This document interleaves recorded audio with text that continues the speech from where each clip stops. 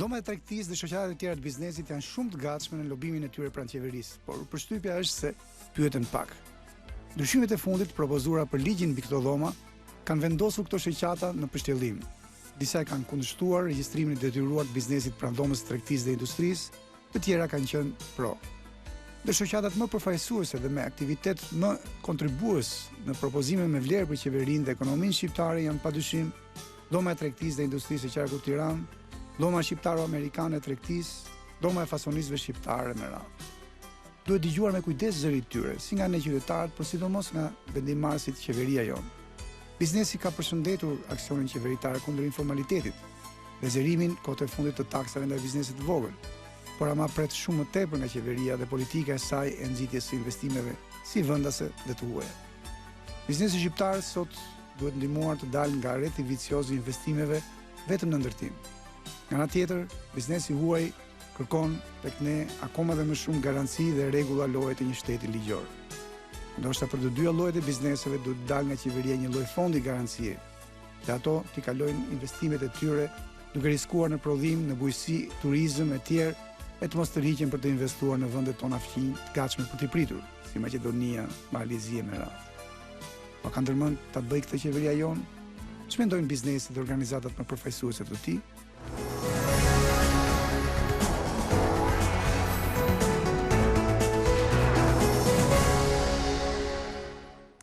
Pra ndoqëm edhe insertin e dytë, ka të bëjë me disa ndryshime të rëndësishme për mënyrën e veprimtarisë si përmarrjes dhe përfaqësimit të biznesit, qoftë vendas, qoftë atë tuaj. Zoti Jaka, juve jeni, si thua, ndër organizatat kryesore të biznesit. Si e vlerësoni këto amendamente, këtë bisedë, këtë diskutim që është sot dhe këtë shqetësim të disa shoqata të biznesit? Atëherë, propozimet e fundit që janë bërë nga realisht të burojnë gjitha nga sistemi i dhomave të tregtisë, të cilat kanë një debat të analizuar në Ministrinë e Ekonomisë dhe të Tregtisë, dhe që realisht përfunduan në seancat në komisionet parlamentare, të cilat edhe po debatohen, edhe po dialogohen, edhe po konsultohen edhe me shoqatat e tjera. Unë doja të ndaloja 2 sekonda të bëja një panoramë të shkurtër. Ju sapo e përmendet edhe në fillim të emisionit që këtu kemi 3 shoqatat më gjithëpërfshirëse, apo ato që lobojnë për të drejtat e biznesit, dhe është mos e vërtet. Por asnjë s'na ndalon që të themi kemi edhe 10 shoqatat e tjera, apo edhe 50 shoqatat e tjera, apo një moderator tjetër mund të thotë që sot kam në Tryez 10 shoqatat më lobuese, ndërkohë që mund mos jemi asnjë nga këto të 3. Dhe është mos e normale që të ketë shoqata, të ketë përfaqësi, të ketë institucione të cilat përfaqësojnë dhe mbrojnë interesat e grupeve të caktuara të sipërmarrjes private. Ajo çfarë është e rëndësishme, është edhe ajo çfarë zoti Gjika përmendi, që një sipërmarrës pëson 3 trauma bërnaditës, të cilat mund të jenë trauma me fraktura të rënda dhe fraktura të lehta, mund të jenë fraktura psikologjike të cilat mund të shkaktojnë edhe trompozë. Është edhe një shprehje që thotë një miku jon që asnjë politikan nuk përfundoi në spital me smundje zemre, trompoz apo infarkt, ndërkohë që nga sipërmarrja shqiptare rastet janë unike, dhe jo vetëm kaq, por nga sipërmarrja shqiptare, mënyra e stresit që sot ka stresuar dhe po streson sipërmarrjen, shumica janë kthyer në sëmundje të pashërueshme dhe vdekjeprurëse për sipërmarrjen. Asnjë nuk bën analizë për gjëra të tilla, asnjë nuk bën analizë për përfundimin e një sipërmarrësi në burg. Mos flasim dhe për këtë. Se ky stres i jashtëzakonshëm. Sepse është një stres i jashtëzakonshëm që një sipërmarrës gjatë punës së tij edhe mund të ketë shkelje, është më së normale, por nuk mund të përfundojë në burg.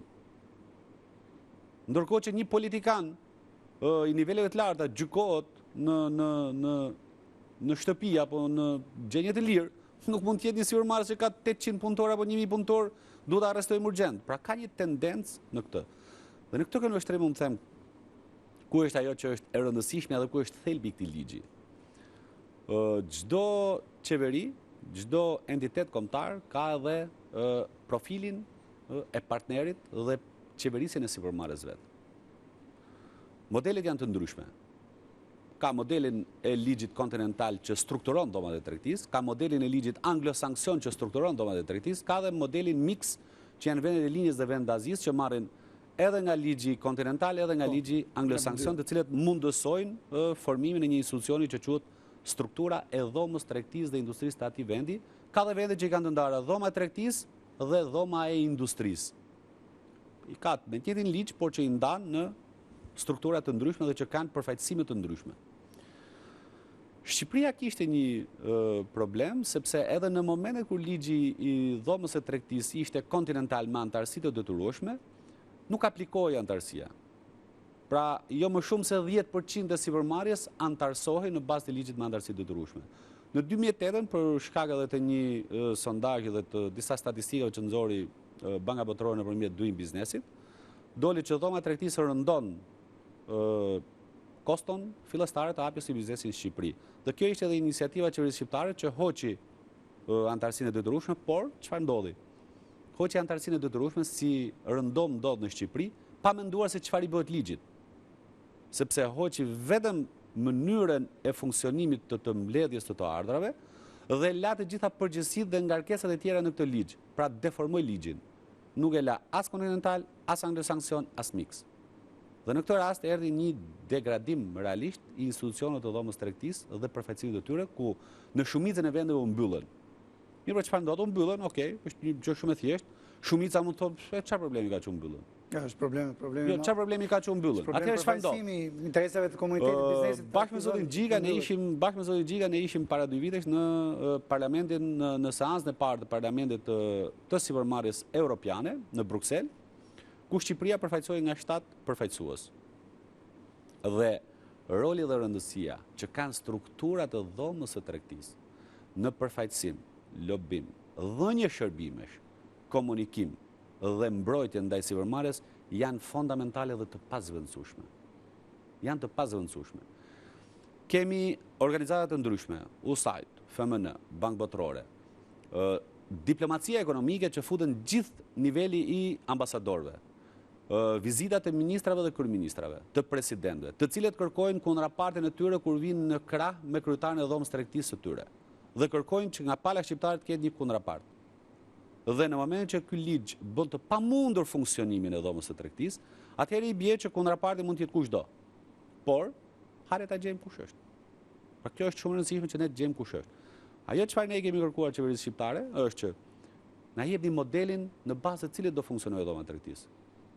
Mund marrë modelin një përfaqësues. Është shumë e thjeshtë. Mund marrë modelin kontinental, hajde të forcojmë modelin kontinental. Dhe ne nuk jemi të mjaftueshëm që të bëhet ligji për antarësinë e detyrueshme. Është shumë e rëndësishme të zbatohet ligji me tarifa minimale, nuk është e rëndësishme kjo. Me tarifa minimale.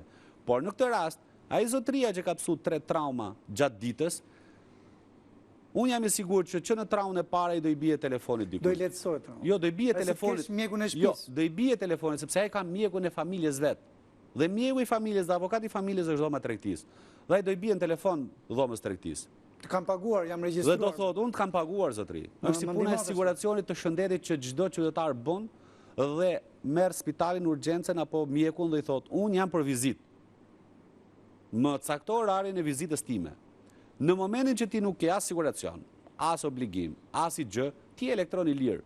Dhe mundësia jote është ose do i bish një deputeti, ose një ministri, ose një politikani, ose një njeriu të fortë. Ose të shkosh në spital me infarkt. Ose të përfundosh me infarkt edhe ti e gjen përfundimin tonë. Pra ky është ajo çfarë ne kemi analizuar. Është një debat, realisht është një debat që shumica kanë të justifikuar debatin dhe unë mirë kuptoj prononcimin e dhomës amerikane. Në çkuptimin mirë kuptoj.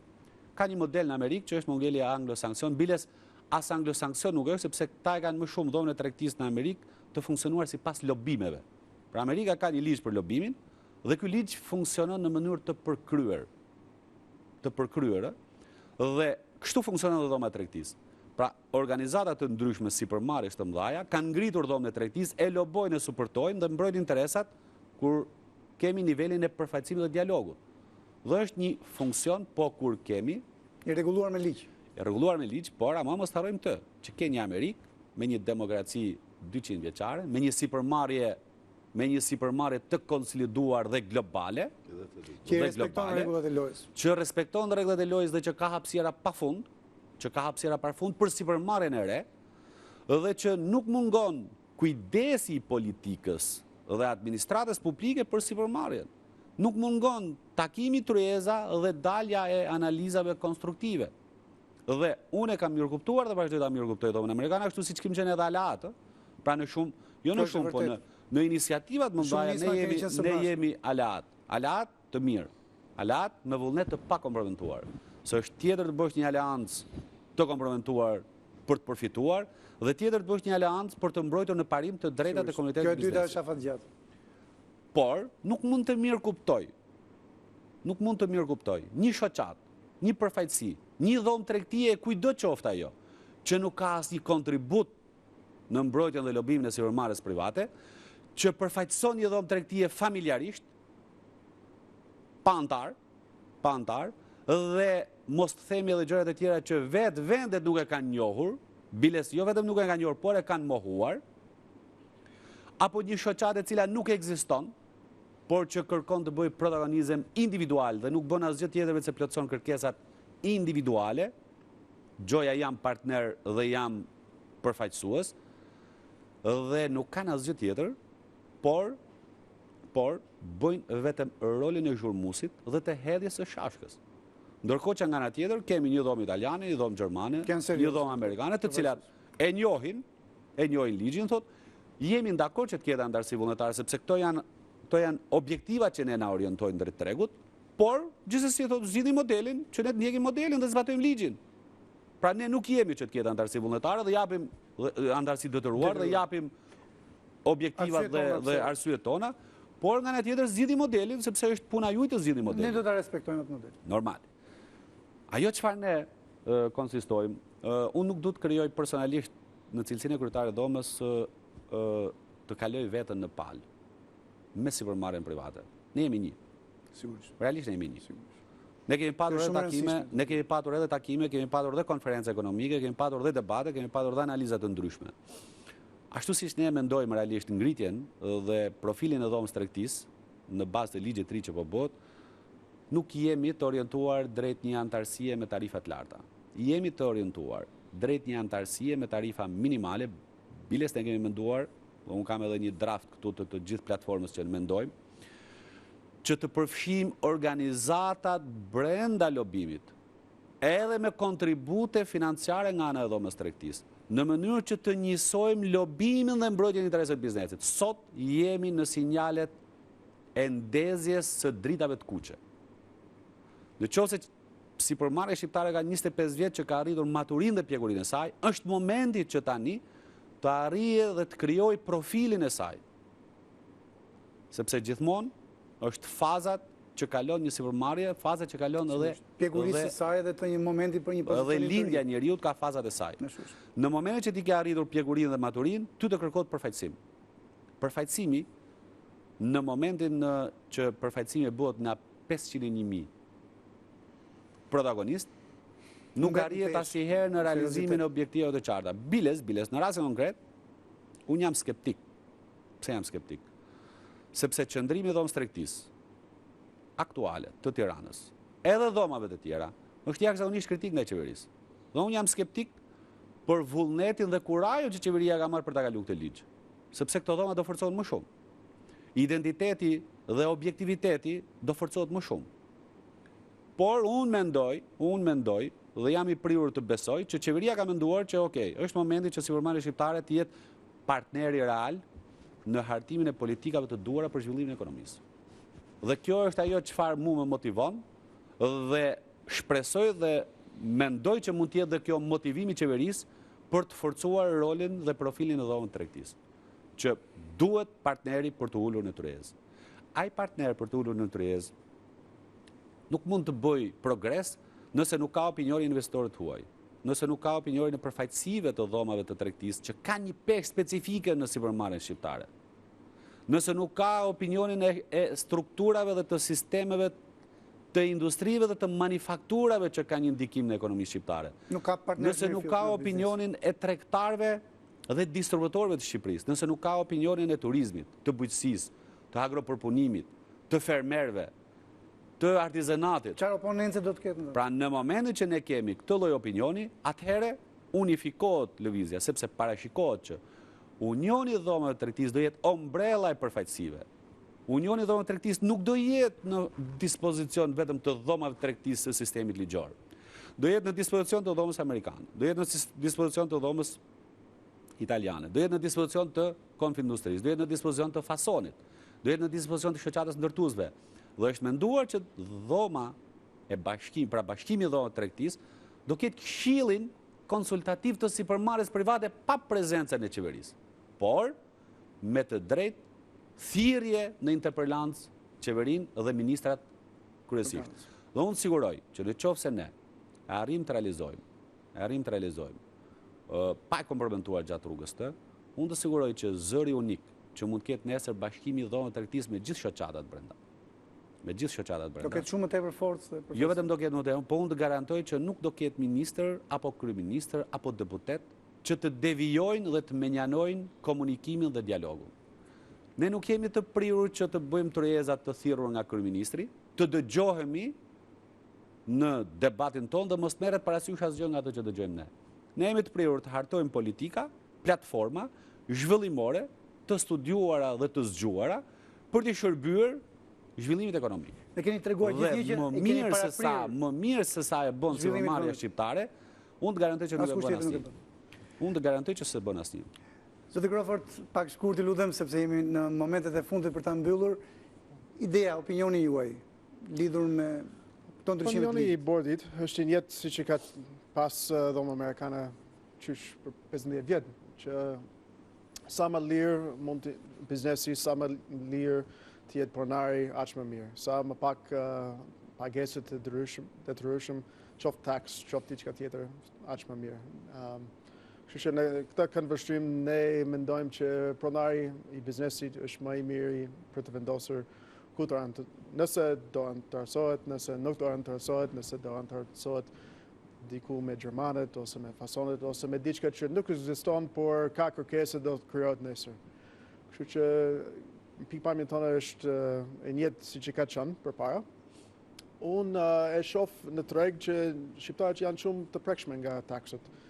Kur dëgjova që taks mbi tavollinet për kafe do rritet pak, ata kafe që janë afër meje po heqin tavollinet. Kur dëgjova që taks për tabelet po rritet pak për tavolinë. E pash para një javësh ose disa ditësh njerëz duke hequr tabelet. Kështu që unë shikoj që nëse gjërat janë bërë me detyrë, këta në Shqipëri ka një efekt kundërproduktive.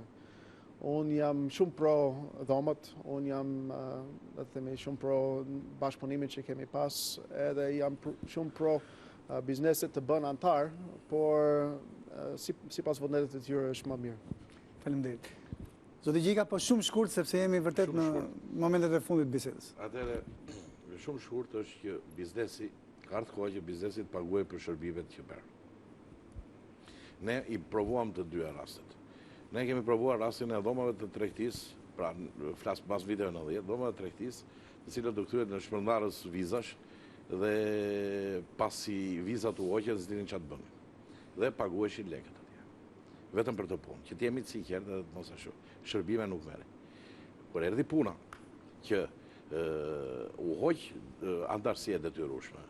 Çuditërisht, ndoshta është dhe rasti në ekipet e këtyre dhomave, duke futur dhe dhomën tonë brenda, edhe dhomën e Tiranës, edhe dhomën e Durrësit, dhoma e Vlorës e të tjera, dhoma amerikane. Erdhi një ekip në 2008, ndoshta që rasti po kështu përkojnë dhe zgjedhjet, një ekip i cili filloi të jepte shërbime shumë cilësore antarëve të vet, me gradualiteti normal të zhvillimit e gjitha, por që antarësia që fakultative dhe ishte në dorë të biznesmenit, pra në mëshirë të fatit që nëse do paguaje punonjësit e tu apo jo.